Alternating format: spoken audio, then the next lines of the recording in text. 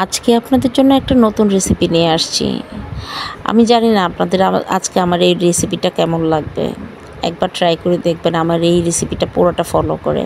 আমি এখানে কিছু পরিমাণ চিংড়ি মাছ নিয়ে ভালোভাবে বেছে পরিষ্কার করে ধুয়ে পানি ঝরিয়ে নিয়েছি। তারপর শিলপাটাতে একটু বেটে নিয়েছি। এগুলো কিন্তু ব্লেন্ডারে করলে এতটা ভালো হবে না, শিলপাটাতেই করতে হবে। একটু ভালোভাবে বেটে নিয়েছি। বেটে নিয়ে আমি এগুলো একপাশ করে রেখে দিব। তারপর এখানে একটা কড়াইতে আমি কিছু পরিমাণ তেল নিয়ে নিয়েছি। তেলটা দিয়ে ভালোভাবে যখন গরম হয়ে আসবে এখানে দিয়ে দিয়েছি কিছু পরিমাণ পেঁয়াজ কুচি আর রসুন কুচি। এগুলো দিয়ে একটু ভালোভাবে নাড়িয়ে চাড়িয়ে যখন একটু নরম হয়ে আসবে তখন দিয়ে দিয়েছি হলুদের গুঁড়া আর মরিচের গুঁড়া। এইগুলো দিয়ে এবার ভালোভাবে একটু কষিয়ে নেব। এখানে পরে দিয়ে দিয়েছি লবণ আর টমেটো।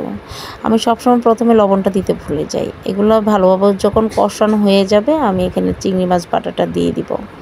এগুলো দিয়ে এবার খুব অল্প আছে ভালোভাবে নাড়িয়ে চাড়িয়ে বেশ সময় নিয়ে রান্না করতে হবে, যাতে চিংড়ি বাটাটা খুব সুন্দর রান্না হয়ে যায়। এইভাবে করে আপনি একবার পুরো রেসিপিটা ফলো করে একবার ট্রাই করে দেখবেন।